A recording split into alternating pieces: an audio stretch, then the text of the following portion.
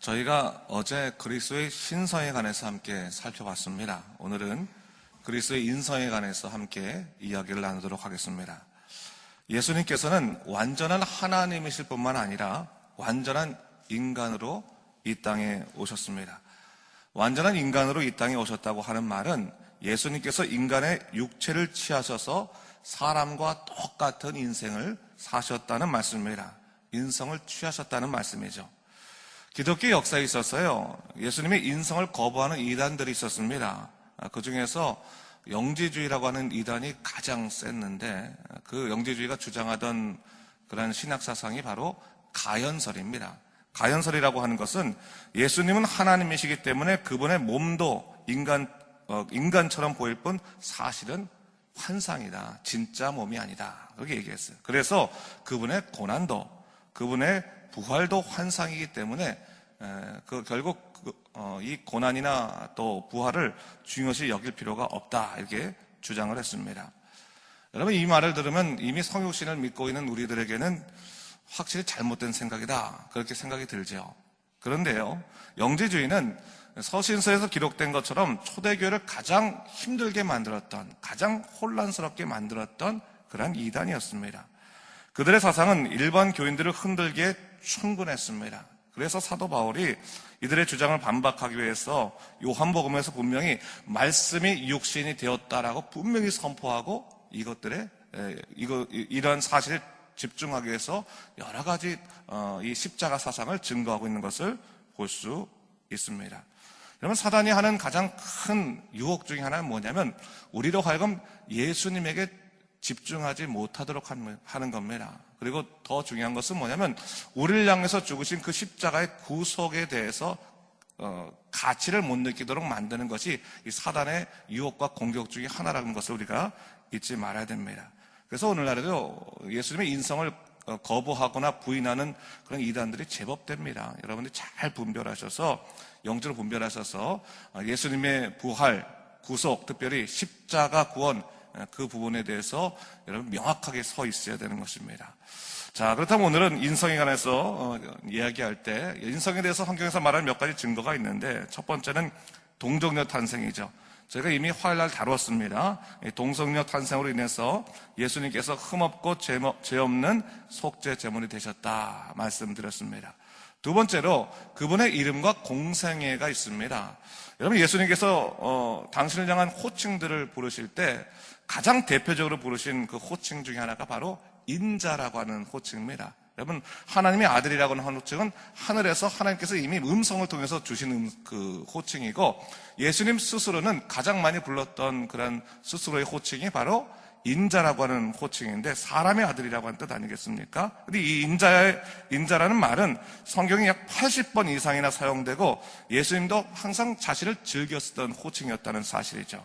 그렇다면 예수님께서 왜 인자란 말을 그토록 즐겨 쓰셨을까? 주님은 인자라고 하는 그 호칭을 통해서 당신을 믿는 제자들이 능히 주님이 가신 길을 따라올 수 있도록 스스로 비천하게 자기를 낮추셨다고 하는 것에 그 의미를 찾을 수 있습니다. 여러분, 우리는 가끔 가다가요, 같은 사람인데도 내 자신보다 너무 높아 보이는 사람이 있는 거예요. 야, 저 사람 참 대단하다. 야, 난 저 사람의 그냥 그림자도 못 밟겠다. 저 앞에 가지도 못하겠다. 그렇게 생각이 드는 사람이 종종 있습니다. 그래서 그 사람이 갖고 있는 칭호나 호칭을 감히 내가 따라갈 수가 없는 거예요. 야, 내가 평생 살면서 저런 일을 한번 해보겠느냐, 저런 호칭이나 한번 불려보겠느냐, 그럴 때가 참 많이 있지 않습니까? 너무 먼 나라 경우들이 많이 있어요.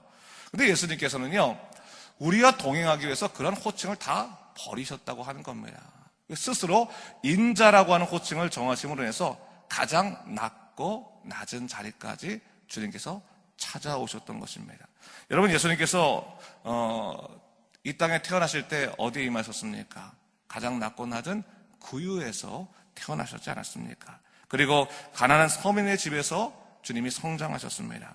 주님은 공생의 삶을 시작하면서 줄곧 그 자신을 인자라고 칭하시면서 가난하고 고통받는 자들의 삶의 한복판에 들어오기를 즐겨하셨고, 그리고 자기의 감정들을 솔직하게 드러내심으로 인해서 사람들로 하여금 하나님의 그런 동감하심, 하나님의 공감하심을 참여할 수 있도록 만들어주셨습니다. 누가복음 9장 58절 말씀에도 보면 예수께서 이르시되 여우도 굴이 있고 공중에 새도 집이 있으되 인자는 머리 둘 곳이 없도다 하시고, 주님은 자기의 감정을 솔직하게 표현하셨어요. 그렇죠, 여러분. 예수님께서는요, 단순히 인간의 몸만 입은 것이 아니라 인간이 경험하는 모든 삶의 일들을 경험하셨고, 이를 통해 인간의 연약함을 이해할 수 있는 분이 되셨습니다. 그래서 오늘 성경은 우리에게 이렇게 말하고 있습니다. 우리 15절 말씀 함께 읽도록 하겠습니다. 우리에게 있는 대제사장은 우리의 연약함을 동정하지 못하실 리가 아니요 모든 일에 우리와 똑같이 시험을 받으시니로되 죄는 없으시리라 했어요.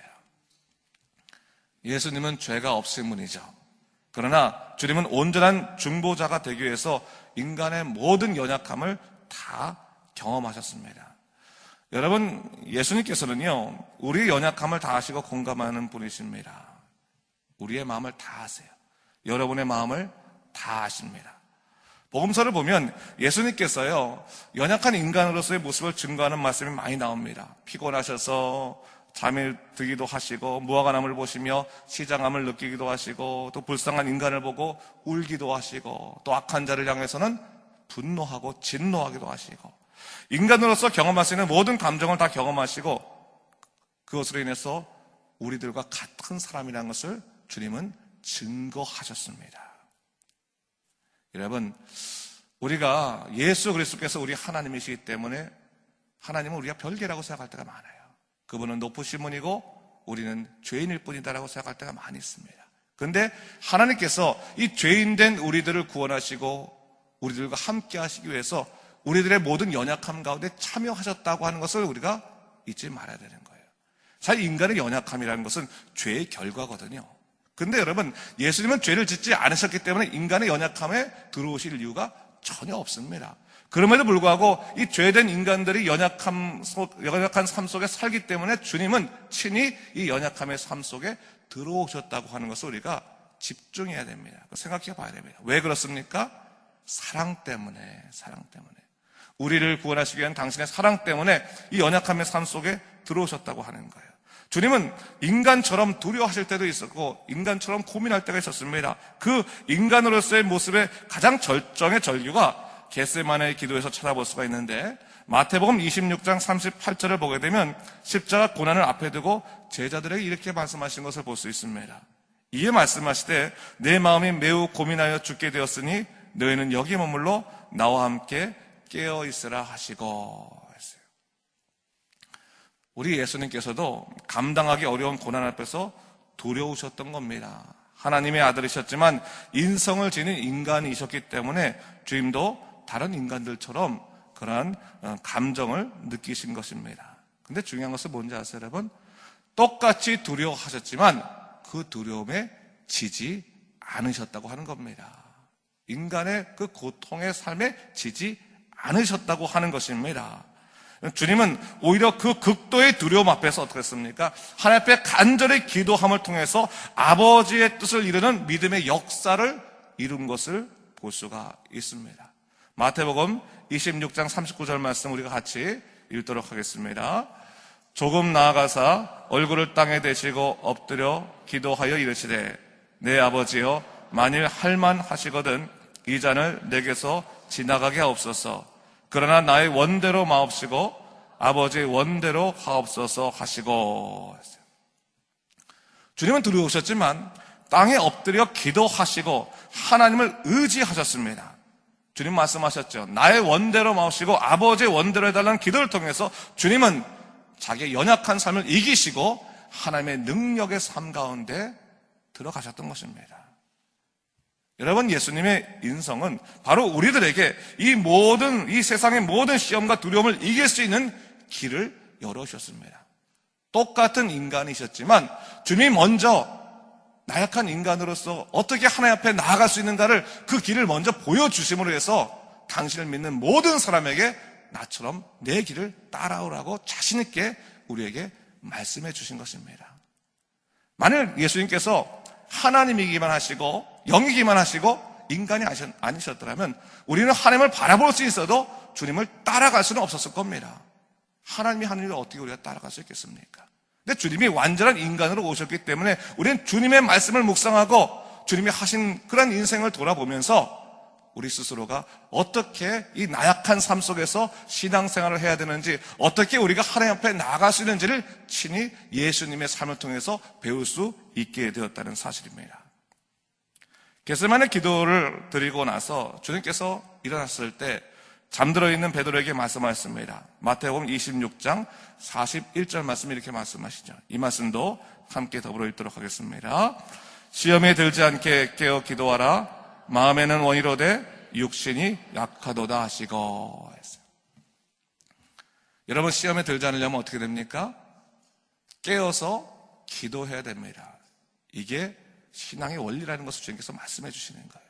다른 말로 하면 깨어서 기도하지 않는 자들은 언제든지 시험에 들 수 있다라고 하는 거예요. 내가 지금 시험에 들 수 있습니까? 시험에 들고 있습니까? 그렇다면 나의 기도 생활을 보면 되는 거예요. 내가 지금 하나님과 기도하고 있는 사람인가? 정말 하나님과 연합하여서 주의 말씀을 듣고 있는 사람인가를 돌아보게 되면 내가 지금 어떠한 영적 상태에 있는지를 금방 알 수 있어요.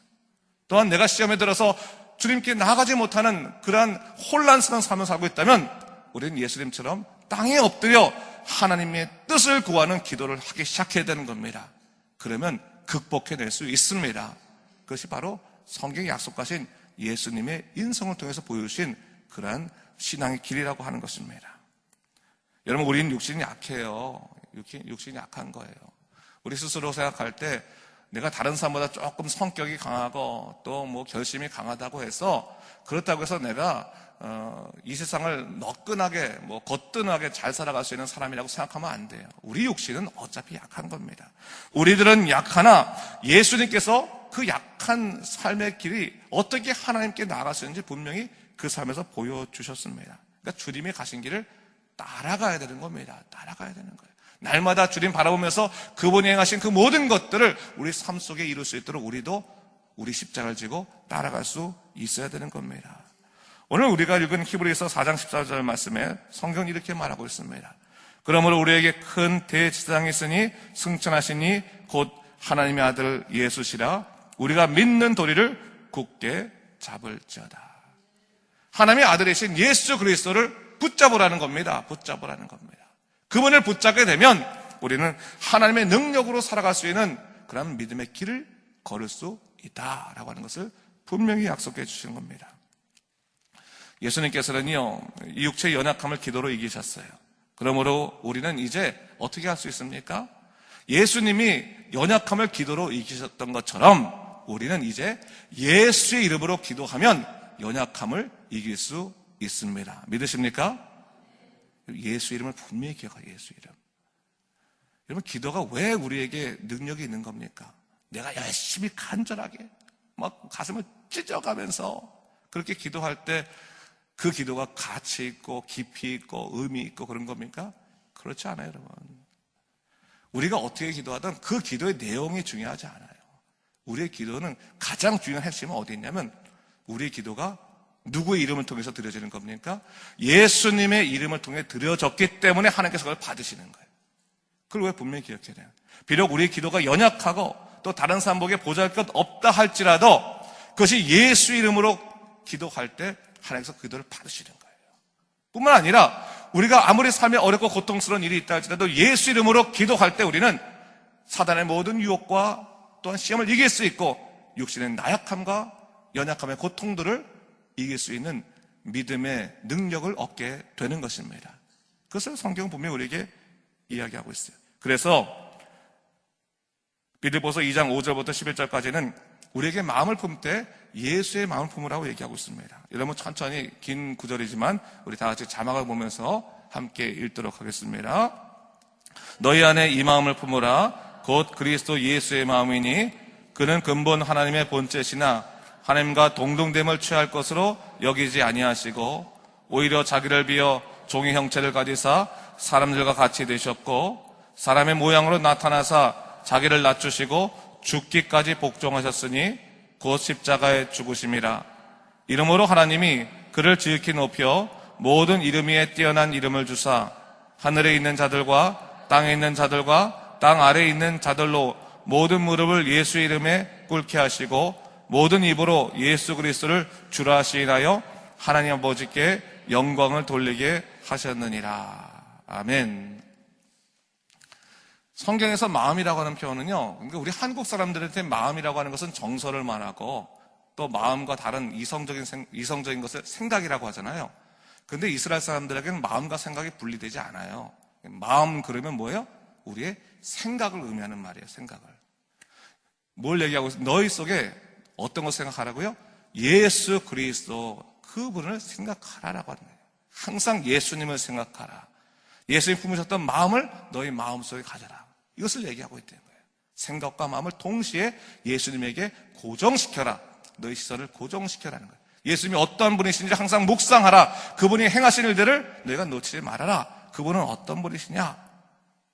자기를 낮추시고 십자가에 죽기까지 복종하셨던 분이다. 그런데 하나님께서 그를 지극히 높이셔서 모든 이름에 뛰어난 이름을 주셔서 하늘에 있는 자들이나 땅에 있는 자들이나 땅 아래에 있는 모든 자들로 하여금 그 무릎을 예수 이름에 꿇게 하셨다라고 얘기하고 있어요. 그렇다면 예수님을 따라가는 우리들은 그 이름을 붙들고 살아갈 때 세상에서 승리할 수 있습니까? 없습니까? 승리할 수 있습니다. 그게 신앙의 길이고 비결입니다. 여러분, 믿음 생활을 한다고 말하면서 우리는 꼭 우리 자신의 마음을 갖고 믿음 생활을 하려고 하는 경우가 많아요. 내 마음이 막 기분이 좋으면 신앙생활 잘할 것 같고 좀 마음이 불편하거나 어려우면 신앙생활 못할 것 같고, 물론 우리 마음이 상태가 중요하죠. 우리 마음이 기쁘고 또 만사가 잘 돼야지만 신앙생활도 잘할 수 있을 것 같죠. 근데 여러분, 성령님은 우리 마음의 상태와 상관없이 당신의 일을 이루어 가십니다. 뿐만 아니라 예수 그리스도께서는 우리 인생의 상과 상관없이 예수 이름으로 고백하는 자들을 끌고 하나님의 능력의 삶을 이루어 주십니다. 그것이 성경의 약속이에요. 그러니까 우리가 힘들고 어려울 때 그냥 거기에 맞게, 아니, 주님 제가 얼마나 힘들고 어려운데 주님께서 내 사정 다 아시죠? 내 사정 아시니까 저를 이해해 주세요. 이런 식으로 신앙생활에서는 안 되는 거고, 여러분, 주님 내가 어렵고 정말 도무지 시간 낼 수 없을 정도로 힘들고 고통스럽지만 예수의 이름에 의지하여 내가 믿음생활 할 테니까 주님 나의 모든 것을 주님께 집중할 수 있도록 주여 우리를 인도하여 주시옵소서 기도하면 주님께서 그렇게 만들어 주시고 또 그렇게 이끌어 주시는 것입니다. 여러분, 예수 이름이 얼마나 능력이 있습니까? 사도행전 3장에 보면요, 베드로가 자기에게 구원하는 안전뱅이에게 선포합니다. 여러분 너무너무 잘 아시는 구절이죠. 사도행전 6장 3절 말씀. 베드로가 이르되 은과 금은 내게 없거니와 내게 있는 이것을 내게 주더니 나사렛 예수의 이름으로, 나사렛 그리스도의 이름으로 일어나 걸어라. 일어나 걸어라. 야, 너 일어나 걸어. 이건 능력이 없어요. 나사렛 예수의 이름으로 일어나 걸어라 그러니까 거기에 놀라운 역사가 일어난 겁니다. 그렇다면 여러분 삶에도 똑같이 고백하세요. 나사렛 예수 이름으로 일어나 걸어라 하면 여러분 걷는 겁니다. 왜? 그냥 그 삶에 그대로 적응돼가지고 힘들면 힘들대로 쓰러져 있고 기쁘면 기분대로 막 나가서 뭐 뛰어다니고 있고, 그게 우리 인간의 삶이 아니라 힘들더라도 나사렛 예수 이름으로 선포되면 여러분 안전뱅이에 일었던 것처럼 우리가 일어날 수 있는 겁니다. 여러분 우리 자신에게도 선포하십시오. 성도의 권세라는 것이 있어요. 신도의 권세, 몸 신자의 권세, 예수 이름을 우리에게 주셨어요. 선포하면 그 이름의 능력이 힘입어서 우리가 담대히 살아갈 수 있는 겁니다. 마지막으로 히브리서 4장 16절 말씀 우리 힘차게 읽도록 하겠습니다. 그러므로 우리는 긍휼하심을 받고 때를 따라 돕는 은혜를 얻게 하여 은혜의 보좌 앞에 담대히 나아갈 것이나. 아멘. 예수의 이름으로 선포하는 자, 예수님 붙들고 살아간 자는 주님의 긍휼하심을 받고 때를 따라 돕는 은혜를 얻을 수 있습니다. 어떤 상황 속에서 때를 따라 돕는 은혜를 얻을 수 있어요. 그래서 우리가 은혜의 보좌 앞에 담대히 나갈 수 있게 되는 것입니다. 다시 한번 우리가 고백하고 매 순간 예수의 이름을 통해 승리하고 때를 따라 돕는 은혜, 때를 따라 주님께서 우리에게 주시는 그 십자가의 은혜를 붙들고 살아가는 믿음의 사람 되시기를 주님의 이름으로 축원합니다.